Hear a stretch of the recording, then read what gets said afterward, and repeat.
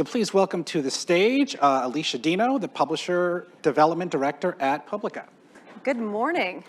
Welcome, New York City. It's good to see everybody. Excited to be back at Adweek. I'd love to bring to the stage my fearless fireside chatter with me.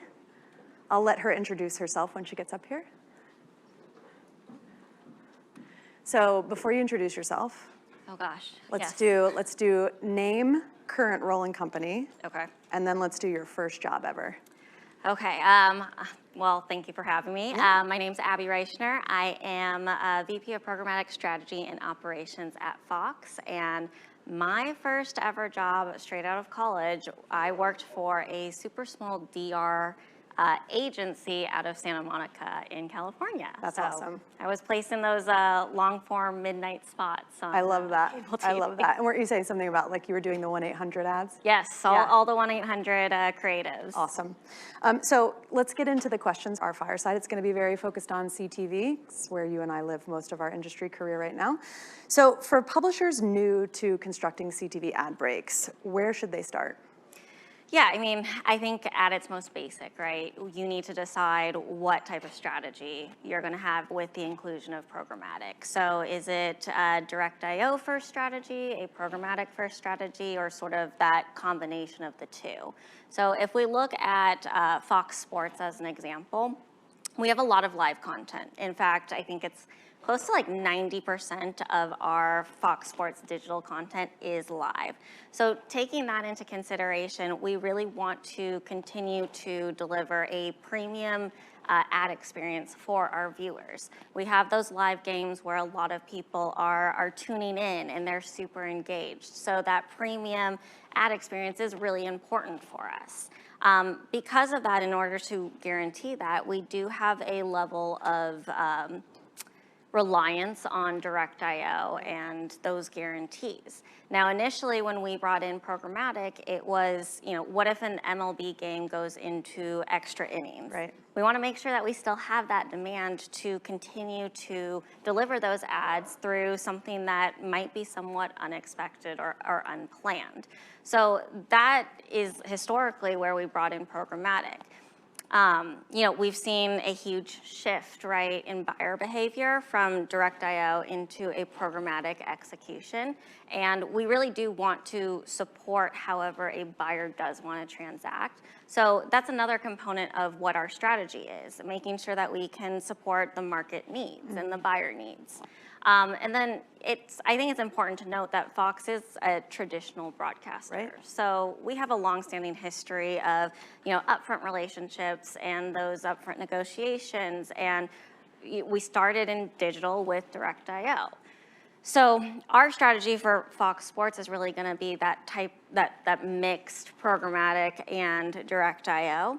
And going back to your sort of original question on how to build that ad break or CTV ad break, I think it's really important for the core technology to be able to see all of the demand that is coming through for that particular piece of content, whether it is direct IO or demand coming from multiple programmatic partners, really allowing the core ad technology to do its job and to do that unified ad decisioning. Right. So taking the best of direct IO, taking the best of programmatic and sort of building that perfect pod for that very specific CTV opportunity. Super question, nothing re-prepared. What's the percentage right now when you're thinking about Fox's demand between direct and programmatic? And I'm sure every seller who's trying to win your business asks you this question, right? Yeah, I mean, I think it's growing year over year. We're really seeing, and again, this is considering our live content and our emphasis on live content.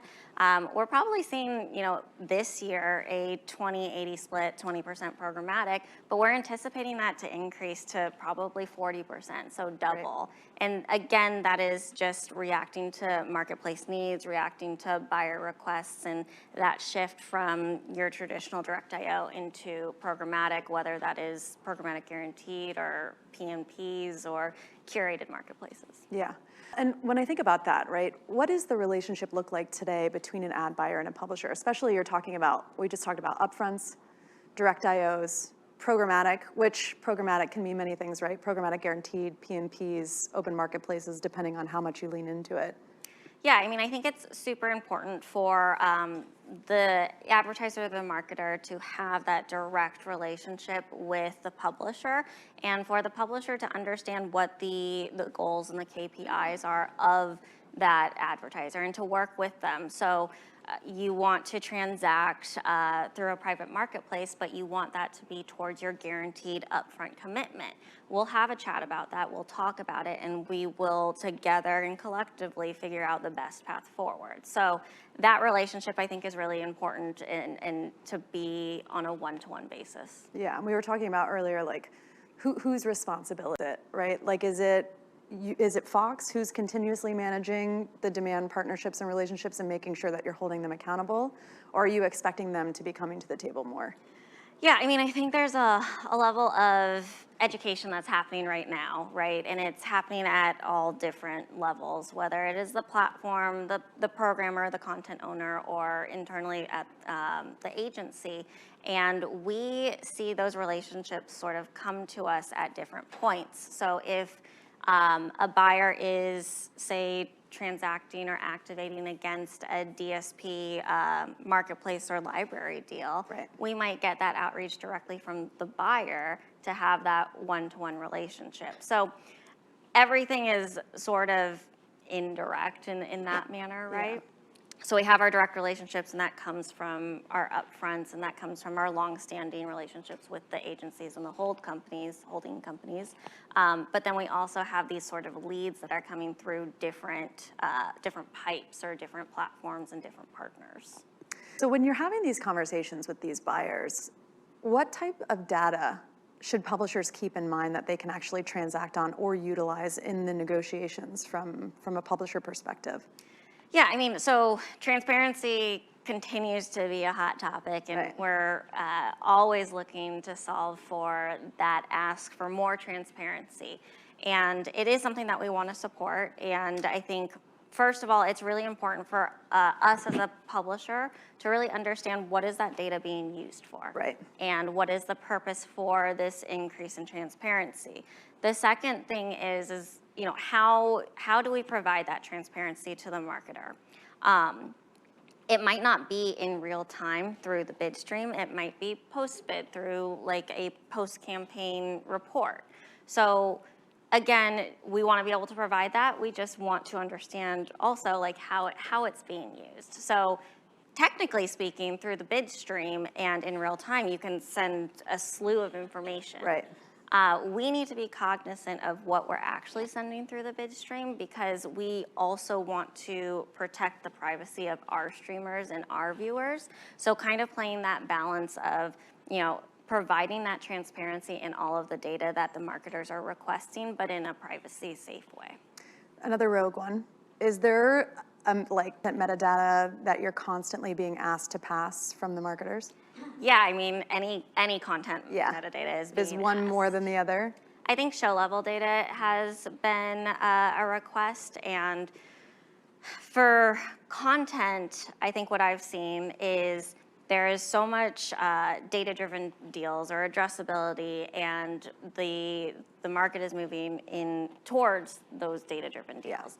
What I keep hearing, though, is from a buyer or a marketer or an advertiser, content is actually sort of this input into the overall audience makeup. Right. So it's still really important, and that's more so on the targeting side of things.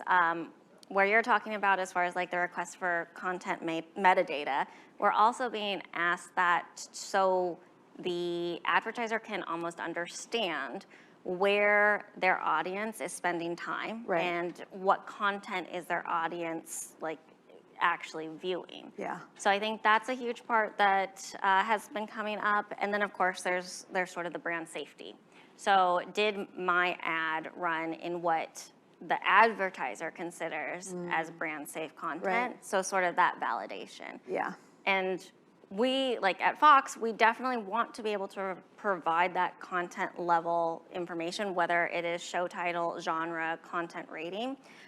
Again, we just need to be cognizant of doing it in a privacy safe way. Right. So it might not be in real time through the bid stream. It might be post-bid, post-campaign reporting, or monthly reporting, something of that nature. Yeah.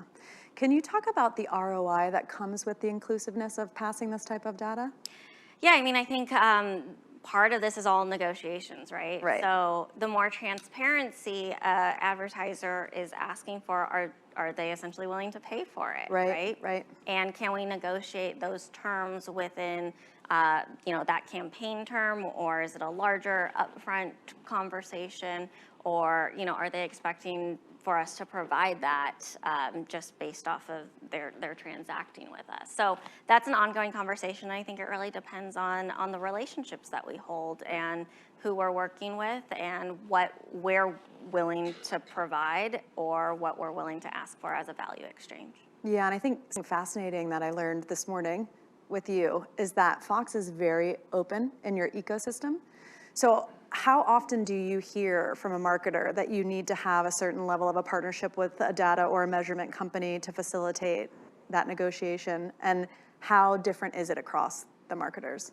Yeah, I mean, I think I was explaining to you this morning, we're super agnostic, right? So we want to work with as many partners or have that partnership standing. So when an advertiser or a agency comes to us and says they want to use X, Y, and Z partner, we're ready to go. We can support that. Right. So it's almost like they come to us with who they want to work with, and we're more than willing to support that. I think there's definitely some obvious key, players that we see more often, but we do want to make sure that we continue to be agnostic and we continue to support the buyer's needs and who they're working with, and make it as easy as possible for them to work with us. Yeah. So it used to be all about leveraging your audience. And now the last 2 years, maybe, we've started to talk about like, how are we leveraging content, context? How is it coming into play? Can you talk a little bit more about how you're packaging those upfronts with context and audience? Is it more on one side than the other, or are you seeing that flip a little bit? Yeah, I mean, I think one thing that we're trying to do, or an initiative that we're putting forth, is we do understand the need for audience at scale. And in order to, against like our Fox footprint, really getting an audience at scale is going to be utilizing and leveraging the power of Fox's entire portfolio. Now, we do still understand that content plays is a component into the audience makeup.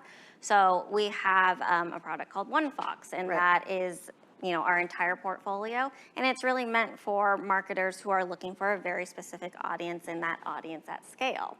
What we're introducing now is the idea of One Fox bundled deals, so sports content, Right. And making sure that it's still it's the power of our entire portfolio, but it is geared towards specifically sports content. Yeah, I think that makes sense. So let's move on to server-side ad insertion. Why is it so important when it comes to building the right ad break to have the right SSAI vendor in place? So SSAI is extremely important, especially in a live environment.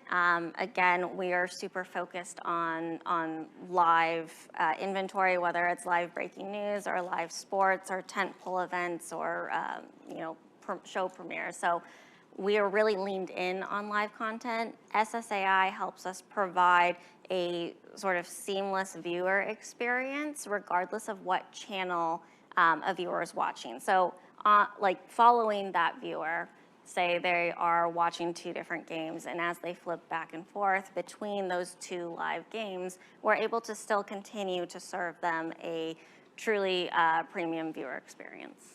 How does a company like Fox actually evaluate the vendor process and who you're going to add in your ad stack at what point?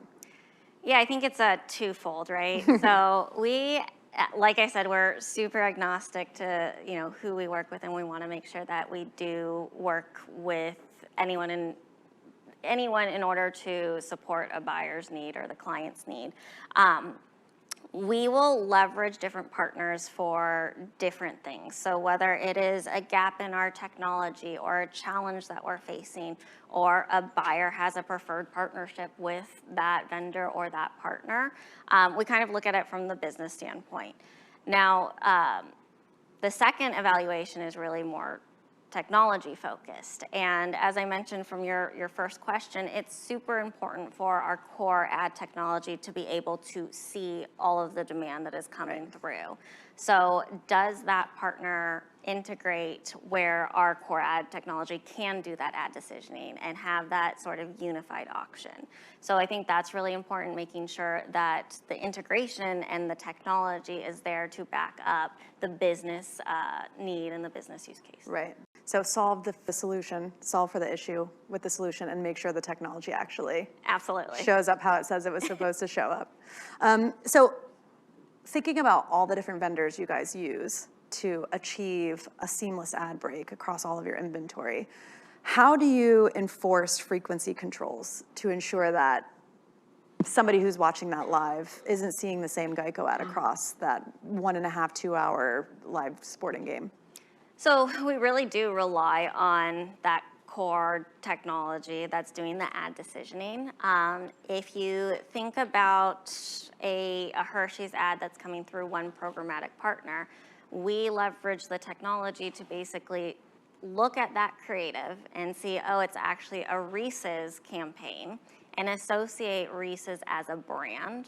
And then regardless if we see Reese's coming from a direct IO campaign or 3 other programmatic partners, we're able to sort of implement that frequency cap regardless of the sales channel, regardless of how many programmatic partners we're using, or how many programmatic partners the buyer's using. Right. So really implementing that frequency cap at the level where the actual ad decisioning is.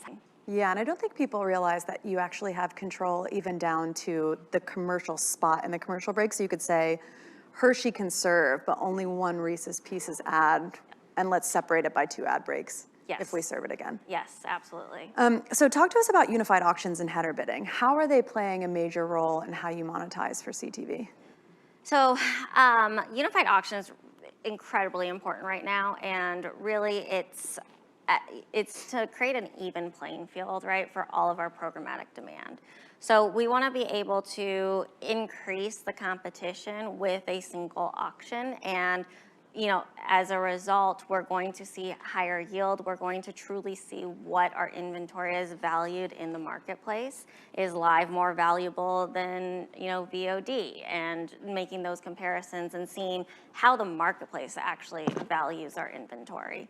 And then I think with that single unified auction, it really gives all programmatic bids and demand a better chance or a better likelihood that that high value bid will actually convert to an impression. Yeah. So I think, on our end, again, we're generating more competition, we're seeing higher yield, but on the buyer side, you're gonna see more ads being placed. Yeah, I also think it's the way we're connecting.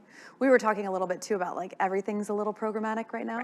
Right, because the way that we're delivering, even our direct IOs, are coming through some level of a programmatic pipe. So I love the 20-80%, but I'd almost challenge to say you're probably 100% programmatic at this point. And I mean, it definitely depends on your definition of programmatic, right? And what is considered automated, and programmatic is the pipes, it's the execution, right? So moving away from the idea that programmatic is a product that we're selling, no, we're just selling the ad space, and however we choose to execute it, that's programmatic and that's automation. Yeah, absolutely. So if I am an ad buyer and I'm trying to get a meeting with you, what are the most important things that I should show up and have thoughtfully ready to go when we're hopefully doing a transaction together? Yeah, I mean, I think it's really important for us on the programmer side to understand the goals and the KPIs of that advertiser and that brand, and really have that conversation about how that matches up against the inventory that they are trying to activate against. So if we have a buyer come to us and they have 5 different audience segments that they want to leverage, but they also only want to be in NASCAR inventory, that's not going to scale. So having that conversation, can we open up the inventory? Can it be all sports? Or are you willing to maybe pay more in that case for that very valuable impression because it's hitting your target, it's in the content that you want to be in. So having that conversation, continue to optimize, but making sure that setting up a deal and working with each other is valuable for both sides. Yeah, I agree. So listen, it's Women's History Month, right? I thought I would take advantage of the last few seconds on stage to just ask you, from your perspective, what are some of the things you think about when you look back across your career and you're considering some of the women that we work with that are just starting out in their careers? What would you say to them? I mean, I think it's incredibly awesome. I'm super grateful that I can share the stage with another strong woman leader in the industry. I have been fortunate enough at Fox to work with some very strong female leaders that I do consider mentors. I also have male colleagues that I consider very close mentors.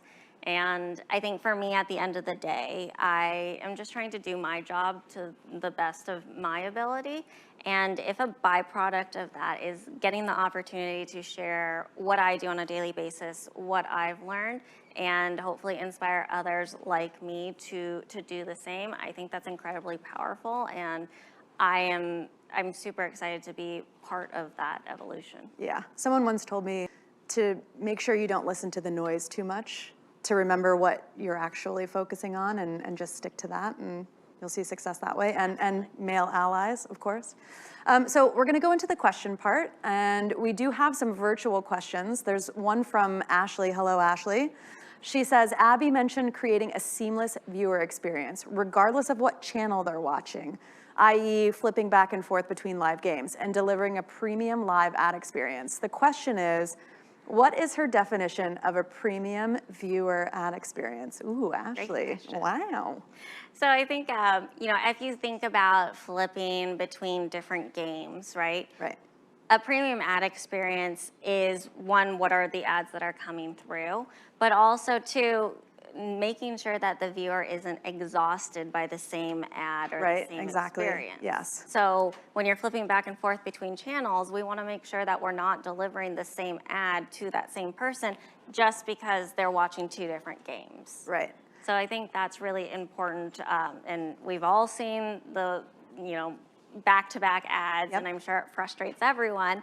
So we want to make sure that we're avoiding that, especially in something as high-profile as, a live tentpole game. Yeah, I also think people don't realize that you as a publisher have the ability to actually go with the user session and monitor what the user is watching so that you can be thoughtful about. Right.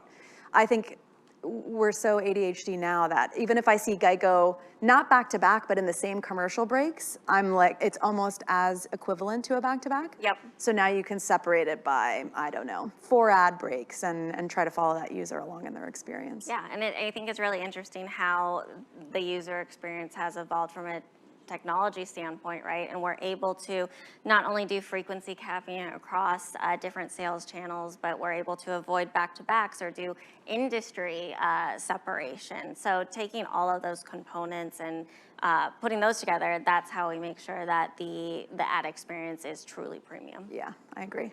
So no more virtual questions, but any questions in the audience? Anybody, any takers? Anybody? No? Crickets? I can keep going. I have a ton that Abbie's probably petrified of. So what TV show are you obsessed with right now? This is a good one. Oh. Yeah. It's kind of ironic given my profession, but I actually don't watch a ton of TV, and speaking of ADHD, Right. I cannot sit through a movie. Mm-hmm. I will watch reruns of like SVU or Yeah. Friends, but yeah, that's... Which is like polar opposites in the emotional vibe there. Oh, yeah, SVU versus absolutely. Friends is a... I think it's questionable that I also find SVU calming and Yeah. like a break from the work. I think that's 3 years of a pandemic. I think that's what that says. So something the audience may or may not know is that you're a new New Yorker. Yes. So 2 shows in New York. I'm always looking to where they're filming it. Yeah. So. Yeah, that's awesome. So another question, give me your thoughts on audio. Is it the next big thing that programmatic is gonna launch its hands at? Yeah, I mean, I think we're dabbling in audio on the more so the Fox News side, but it's absolutely a component of our programmatic strategy. And, you know, it's definitely newer, and it's especially newer to Fox, but I think it's going to become a larger part of, you know, our offering, especially as we look towards sort of an entire package or our cross-screen, linear, digital audio, and presenting that to buyers in a more seamless buying way. Are you, when you're in conversations in these upfronts, are they doing like, hey, we want a little bit of audio, we want a little bit of digital out of home, and a lot of CTV? Like, is it coming up? I think that, I mean, we see a lot more expansion into CTV right now. Yeah. Who knows what this Hot upfront topic. Yeah. will bring. Right. But yeah. Awesome. Well, I think that's it. Thank you so much, everybody. And thank you for joining me today, Abbie. It's been a Thank pleasure. you for having me.